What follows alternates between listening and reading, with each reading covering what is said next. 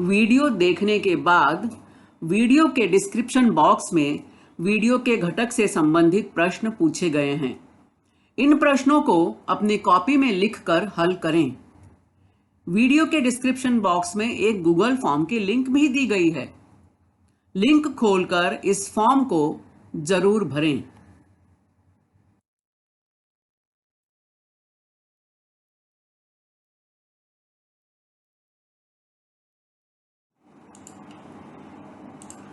अभी जिस लिंक के बारे में मैंने बात की वह लिंक यहाँ दी गई है। तो डिस्क्रिप्शन बॉक्स में यह लिंक आपको मिलेगी। इस लिंक को ओपन करें। लिंक के ऊपर इस तरह से आपको सूचना भी मिलेगी। अपना अभिप्राय नीचे दी गई लिंक में अवश्य व्यक्त करें। तो इस लिंक को जरूर खोलें। इसमें जो भी प्रश्न पूछे गए हैं उनके उत्तर आपको देने हैं। बहुत ही सरल और सामान्य प्रश्न है, इसलिए आप सभी से विनम्र निवेदन है कि इस लिंक को जरूर जरूर खोलें और इसे भरें।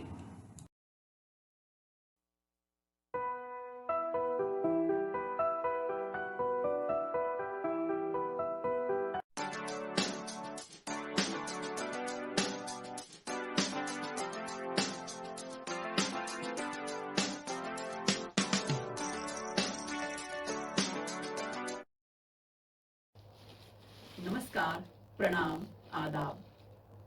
कोविड-19 के प्रादुर्भाव की वजह से आज विद्यार्थी शाला में प्रत्यक्ष अध्ययन अनुभव लेने से वंचित हैं।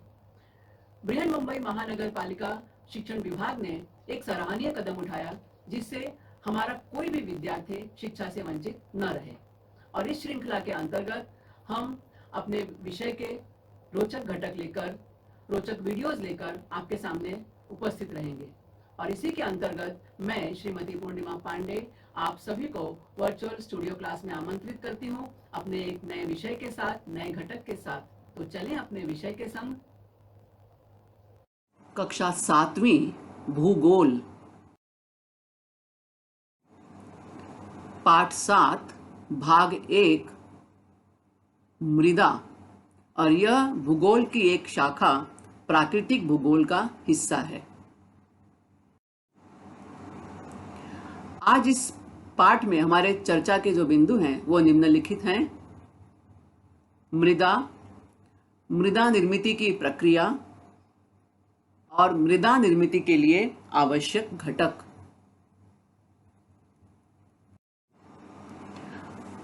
हमने अपने आसपास में जमीन के कई प्रकार देखे होंगे। कई बार हमने पहाड़ी प्रदेश देखे हैं, कई बार पथरीले चट्टानी प्रदेश देखे हैं, मैदानी प्रदेश। इस तरह के अलग अलग जमीनों के प्रकार तो आप लोगों ने भी कहीं ना कहीं देखे होंगे। हमें जमीन के ऊपर अक्सर मिट्टी दिखाई देती है, तो वो मिट्टी एक अलग चीज है। हम यहाँ जब पाठ पढ़ रहे हैं मृदा के बारे में, तो सब मृदा एक्चुअली है क्या? मृदा के बारे में बहुत सारी परिभाषाएं दी गई हैं। हम यहाँ देख रहे हैं ये जमीन के ऊपर जो मिट्टी उठाते हैं हम, जैसे इसने हाथ में उठाई हुई है, उसे ही हम मृदा समझते हैं। पर वास्तव में मृदा है क्या? पृथ्वी की ऊपरी सतह पर मोटे, मध्यम और बारीक कार्बनिक तथा अकार्बनिक यानी जैविक और अजैविक मिश्रित कणों को मृदा या सॉइल कहते हैं। इसी को हम और बारीकी से समझते हैं और गहराई से समझते हैं कि पृथ्वी की ऊपरी सतह जिस पर वनस्पतियों को आधार मिलता है, ये जमीन है। यदि हम जमीन के ऊपर देखें तो ये ऊपरी सतह है और वनस्पतियों की जड़ों को इसी पर आधार मिलता है। उनका पोषण होकर उनकी वृद्धि होती है। उन रूपांतरित चूर्ण कणों को मृदा कहते हैं।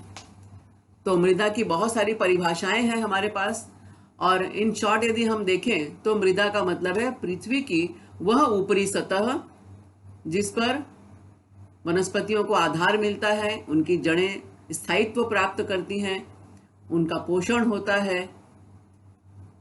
तो जो ऊपरी सतह पर ये जो रूपांतरित चूर्ण है, बारीक मिट्टी है, उन कणों को हम मृदा कहते हैं। मिट्टी इस मृदा का एक हिस्सा है। अब हम देखेंगे मृदा में पाए जाने वाले विविध जैविक घटक, मृदा निर्मिति में अजैविक घटक और मृदा में पाई जाने वाली विविधता के लिए आवश्यक घटक। मृदा में पाए जाने वाले जैविक घटक कौन से हैं? मृदा में बहुत सारे जैविक घटक पाए जाते हैं। जैविक शब्द से हमें थोड़ा सा आकलन होता है कि हम जीवित घटकों के बारे में बात कर रहे हैं। तो देखते हैं क्या ये सही है। तो सबसे पहला जो हम जैविक घटक देख रहे हैं वो है सूक्ष्म जीव। मृदा में बहुत सारे सूक्ष्म जीव पाए जाते हैं। जीवाणु, बैक्टीरियाज,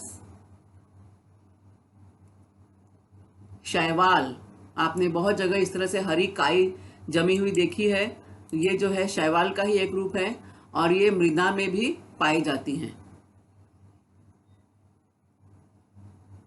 कवक या फफूंद, फंगस जिसे हम कहते हैं, ये भी जैविक घटक है।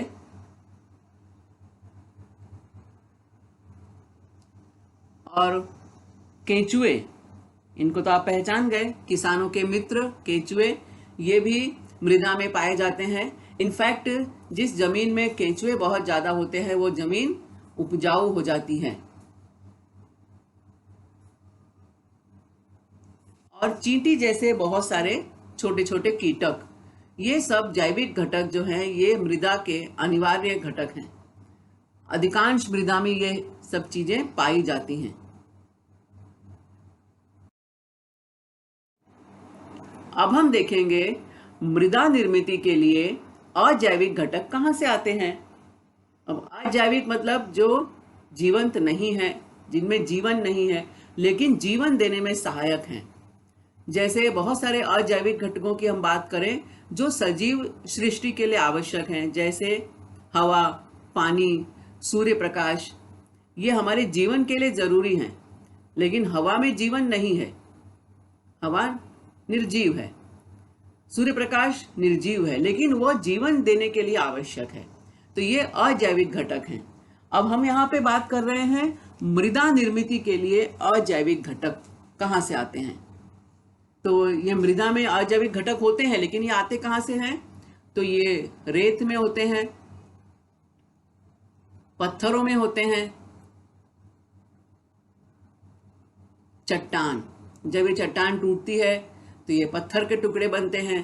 पत्थर से और बारीक उसका अपर्दन और क्षरण होता है तो वो रेत, बालू इस तरह के कणों में परिवर्तित होती है। तो ये जो सारे घटक हैं ये मृदा निर्मिति के लिए आवश्यक हैं।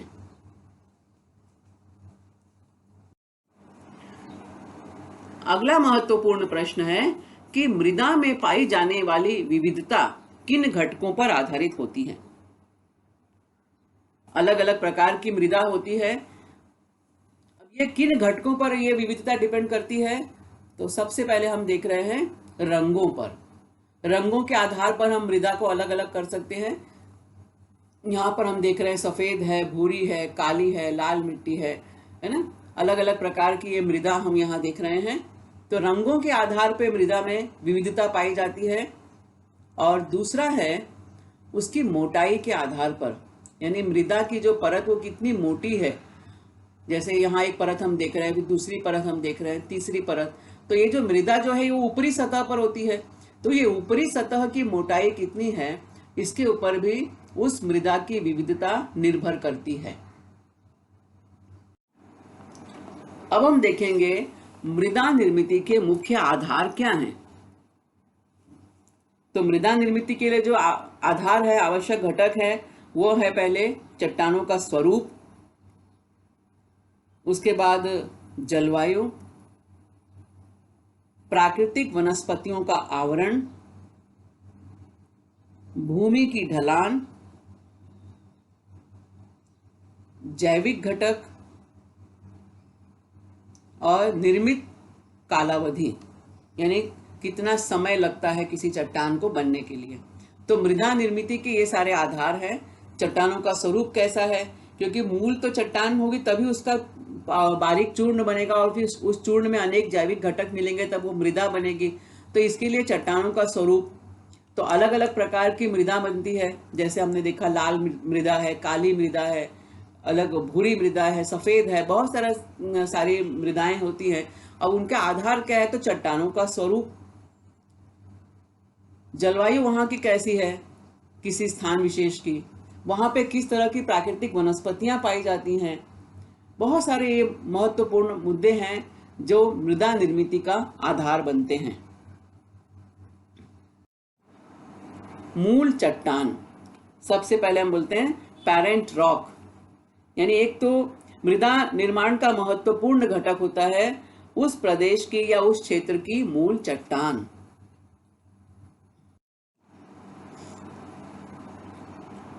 प्रदेश के जलवायु और चट्टानों की कठोरता के आधार पर मूल चट्टानों का अपर्दन होता है। अपर्दन मतलब वो उनका छीजन होता है, चट्टानों की छीजन होती है। और ये छीजन किस पर डिपेंड करती है? प्रदेश की जलवायु पर।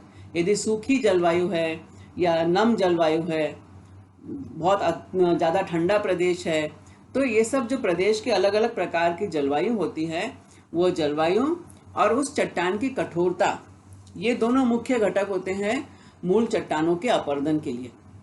यानी कोई चट्टान का छीजन होता है, लंबे समय तक उसका छीजन होते रहता है, हवा के कारण छीजन होता है, पानी के कारण होता है, ठंडी से अधिक गर्मी से, बहुत सारे कारणों से चट्टानों का अपर्दन होता है।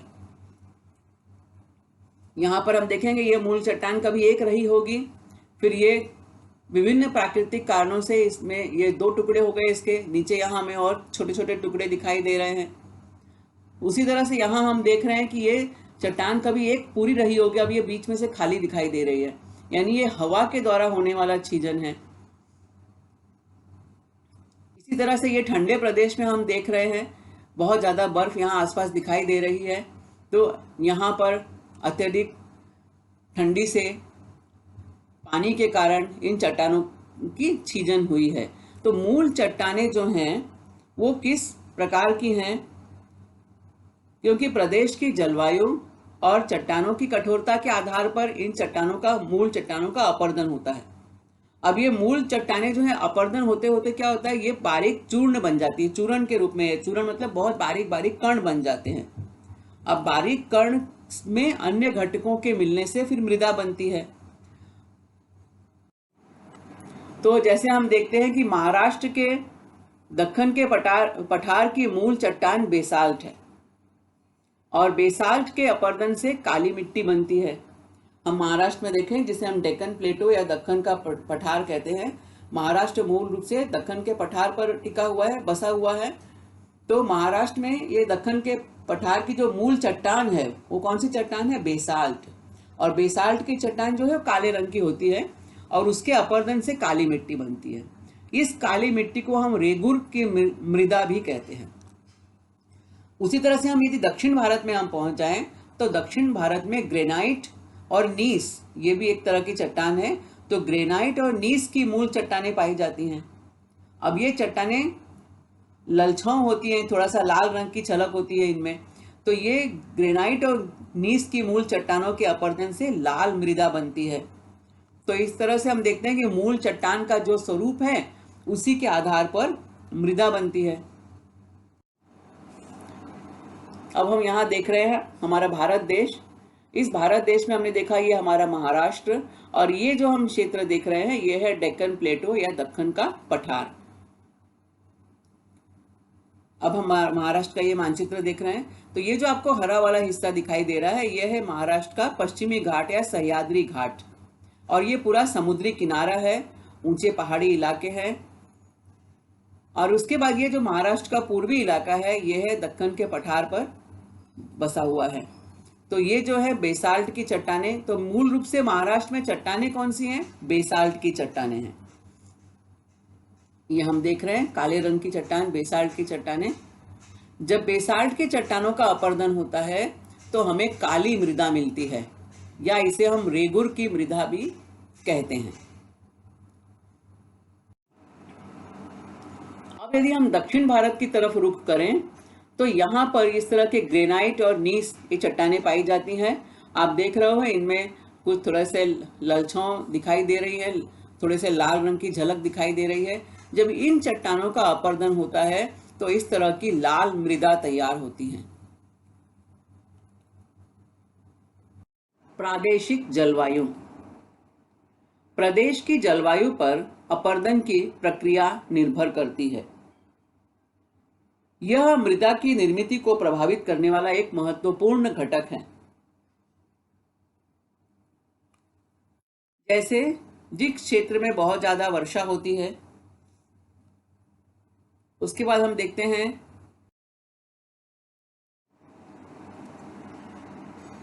कि उस प्रदेश की जलवायु अपर्दन की प्रक्रिया की तीव्रता निश्चित करती है।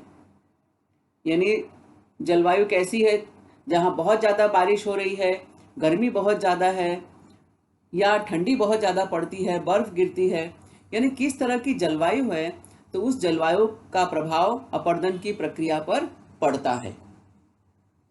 जैसे बहुत ज्यादा गर्मी पड़ती हो या बहुत ज्यादा ठंड पड़ती हो, बर्फ पड़ती हो। बहुत ज्यादा बर्फ गिर रही है यानी क्षेत्र अत्यधिक ठंडा प्रदेश है। ज्यादा धूप हो रही है मतलब साल भर सूरज चमक रहा है, गर्मी बहुत ज्यादा पड़ रही है। तो यह सब जो है प्रादेशिक जलवायु जो है, ये अपर्दन की प्रक्रिया की तीव्रता निश्चित करती हैं। प्रक्रिया की तीव्रता मतलब यानी अपर्दन तेजी से होगा या अपर्दन धीरे धीरे होगा।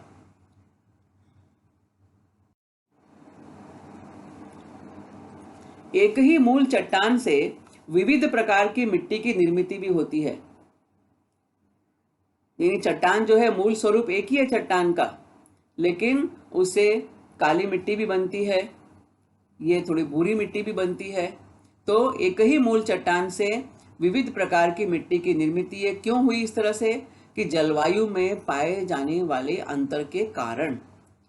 यानी चट्टान एक ही हो लेकिन उस पर अलग अलग जलवायु का अलग अलग प्रभाव पड़ता है। इसका सबसे अच्छा उदाहरण हमें अपने महाराष्ट्र में देखने मिलता है। ये है हमारा महाराष्ट्र, और ये महाराष्ट्र का पश्चिमी घाट यानी सह्याद्री पर्वत श्रृंखला, और यह समुद्री किनारा भी है, पश्चिमी तट है, अरब सागर का किनारा इसे मिला हुआ है। तो ये सह्याद्री घाट का पश्चिमी हिस्सा, और ये जो हमारा सह्याद्री घाट है ये इसका पूर्वी हिस्सा। अब जैसा कि हम जानते हैं कि महाराष्ट्र में जो है जो पहाड़ है वो बेसाल्ट की चट्टानों से बने हुए हैं। अब ये महाराष्ट्र में हम देख रहे हैं, ये हमारा पश्चिमी किनारा, ये पश्चिमी घाट सह्याद्री घाट, और ये पूर्वी हिस्सा। तो यहां हम देखते हैं कि सह्याद्री के पश्चिमी भागों में आर्द्र जलवायु के कारण वहां लाल रंग की मृदा होती है। ये हमारा पश्चिमी घाट है, सह्याद्री का पश्चिमी हिस्सा।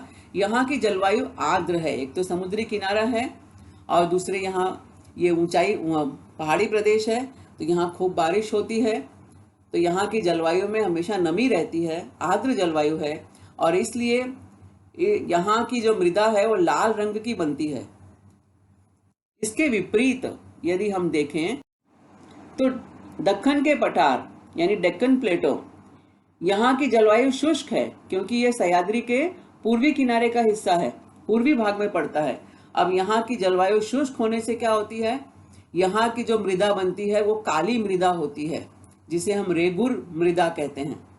तो वही एक पहाड़, उसका पश्चिमी घाट जो है वो आर्द्र जलवायु से भरपूर है, तो वहाँ लाल रंग की मृदा तैयार होती है, और उसका पूर्वी हिस्सा जो है वो शुष्क जलवायु से ओतप्रोत है, इसलिए वहाँ पर रेगुर मृदा या काली मृदा की निर्मिति होती है।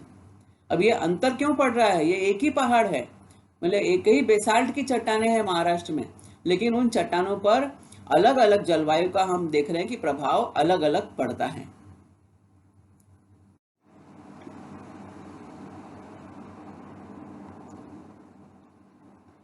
मृदा का यह प्रकार, ये जो हम देख रहे हैं, दक्कन के पठार पर शुष्क जलवायु से निर्मित रेगुर मृदा से अलग है। रेगुर मृदा या काली मृदा, वो नाम से ही मालूम पड़ रहा है काली मृदा। अब ये तो काली नहीं है, तो ये काली मृदा। अब ये दक्कन के पठार पर पाई जाने वाली मृदा, और ये सह्याद्री के पश्चिमी घाट में पाई जाने वाली मृदा। जबकि ये दोनों मृदा एक ही पहाड़ से बन रही है, बेसाल्ट की चट्टानों से ही बन रही है, लेकिन अलग अलग जलवायु के प्रभाव से इनके रंग में अंतर है। अब अगला प्रमुख मुद्दा है जैविक घटक। हमने इसके पहले पढ़ा था कि मृदा में बहुत सारे जैविक घटक पाए जाते हैं। तो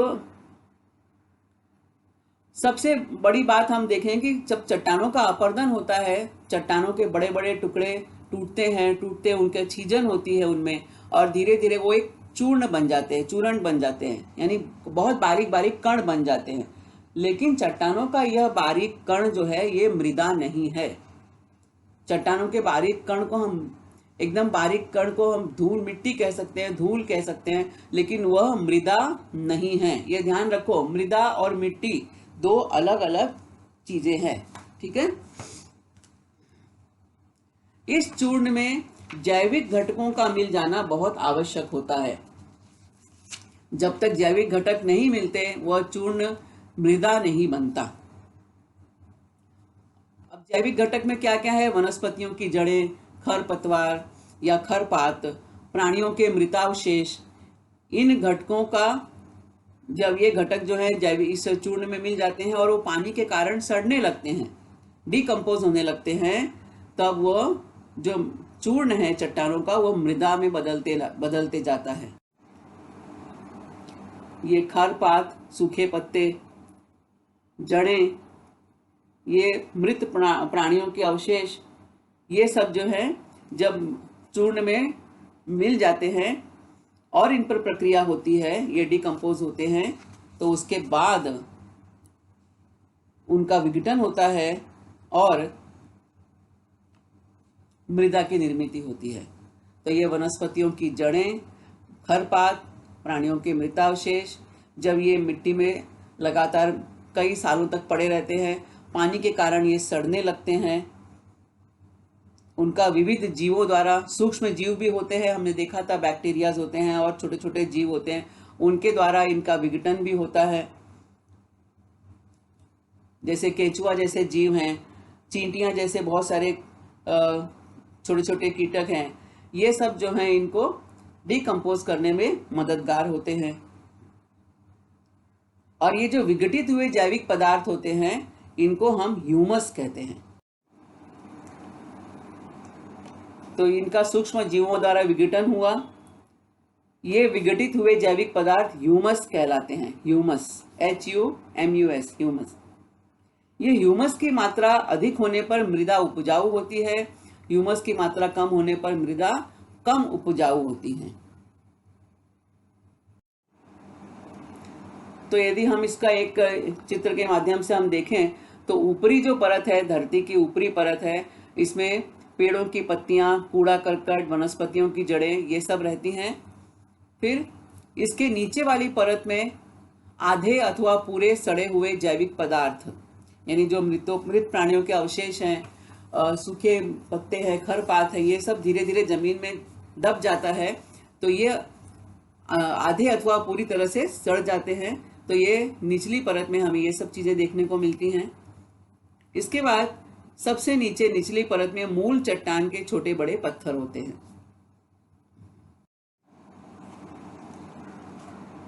आजकल केचुआ खाद का बहुत ज्यादा चलन है, गांडूल खत भी आपने सुना होगा ये शब्द। केचुआ खाद का निर्माण बड़ी मात्रा में किया जाता है। इसको गीला कचरा, पानी और उष्णता यानी गर्मी, और उसमें थोड़ा सा, जब हम बहुत सारा कचरा, गीला कचरा इकट्ठा कर लेते हैं तो उसमें पानी की मात्रा थोड़ी सी रहती है, थोड़ा सा और पानी डाल दें और उसको गर्मी मिले और उसमें केंचुए छोड़ दिए जाते हैं, तो केंचुए बहुत जल्दी इसका निर्माण, खाद के रूप में इसका निर्माण कर लेते हैं। तो केंचुआ खाद। अब दूसरा महत्वपूर्ण मुद्दा है समयावधि, यानी कितना समय लगता है मृदा के बनने में। तो मूल चट्टान का क्षरण होता है, पहले उसकी एक प्रक्रिया हम देखेंगे कि कैसे मृदा बनती कैसे है। मूल चट्टान का क्षरण होता है जलवायु के द्वारा, प्रादेशिक जलवायु, जैविक घटकों के मिश्रण, इन सब के साथ एक हो जाने पर मृदा की निर्मित होती है।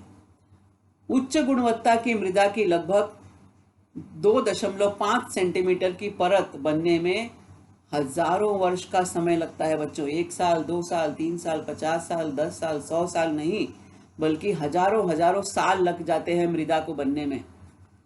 और कितनी मोटी परत? 2.5 सेंटीमीटर की परत। अब 2.5 सेंटीमीटर आप सोच सकते हो कितनी ये होती होगी। 2.5 सेंटीमीटर मतलब कितना होगा? यदि आप उसको पट्टी से मापेंगे तो मुझे लगता है ये इतना ही, कुछ 2.5 सेंटीमीटर क्या होगा। तो इतनी मोटी परत बनने में, इतनी मोटी परत मृदा की बनने के लिए कितने साल लगते हैं? हजारों साल लगते हैं। 10, 20, 50, 100 साल नहीं लगते। 2,000, 5,000, 4,000, 6,000, 10,000। और जितना अधिक समय लगेगा उतनी ही मृदा की गुणवत्ता जो है ज्यादा होती है। तो मृदा जो है यह बहुत ही अनमोल है। इसलिए हम कहते हैं मृदा जो है वो अनमोल होती है।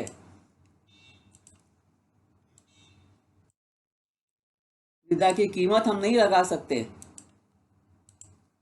यह अनमोल है क्योंकि हजारों साल में बनती है, क्या इसकी हम कीमत लगाएंगे। और ये कहीं फैक्ट्री में हम नहीं बना सकते इसको। यह मृदा निर्मित एक प्राकृतिक क्रिया है। तो इसीलिए हम कहते हैं कि जो मृदा है अनमोल है। अगली बार से जब कभी अपने हाथों में आप किसी खेत की मिट्टी को अपने हाथ में उठाओ, धरती पर पड़ी हुई कोई धूल आपके हाथों में आ जाए, तो आप समझ लेना कि कई हजारों साल का इतिहास आपकी मुट्ठी में है।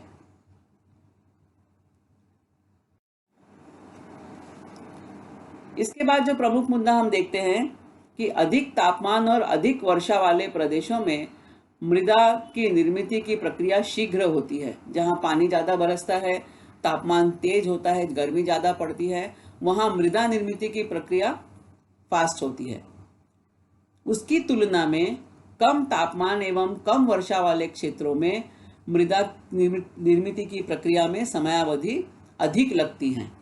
और जहाँ पे तापमान थोड़ा कम है, पानी कम बरसता है, ऐसे क्षेत्रों में मृदा निर्मित की जो प्रक्रिया है वो धीमी गति से होती है। इसलिए मृदा निर्मित प्रक्रिया में अधिक समय लगता है। और जहाँ बारिश अधिक है, तापमान ज़्यादा है, तो वहाँ मृदा निर्मित की प्रक्रिया फास्ट होती है। यहाँ हम देख रहे हैं तापमान लगातार घटता जा रहा है, तापमान कम है, बारिश भी कम है। तो ये ऐसे क्षेत्रों में मृदा निर्मित की प्रक्रिया में अधिक समय लगता है। मृदा अनमोल होती है। प्रकृति से प्राप्त होने वाली मृदा का मानव संसाधन के रूप में उपयोग करता है। संसाधन के रूप में कैसे उपयोग करता है? कृषि के लिए, खेती के लिए इसका उपयोग होता है। और अधिक कृषि उपज प्राप्त करने के लिए किसान अपने खेतों में अनेक प्रकार की रासायनिक खादों का प्रयोग करता है, कीटनाशकों का प्रयोग करता है। और इससे क्या होता है? मृदा की गुणवत्ता कम हो जाती है। इसलिए मृदा में यदि हम प्राकृतिक खाद मिलाते हैं, गोबर की खाद मिलाते हैं, तो उसकी गुणवत्ता बढ़ जाती है। लेकिन यदि उसमें रासायनिक खाद मिलाई गई या कीटनाशक का प्रयोग ज़्यादा हुआ तो उसकी गुणवत्ता कम हो जाती है मृदा की। और हम सब जानते हैं कि फसलों में कई बार कीड़े लग जाते हैं, तो या टिड्डी दल का आक्रमण होने लगता है। तो ऐसे समय पर किसान जो है वहाँ पे कीटनाशकों का बड़े पैमाने पर प्रयोग करते हैं। लेकिन इसकी वजह से धीरे धीरे यदि लगातार इनका उपयोग किया जाए तो धीरे धीरे मृदा की गुणवत्ता कम होने लगती है। तो मृदा में हमें प्राकृतिक खाद का इस्तेमाल करें तो मृदा अधिक उपजाऊ हो जाती है।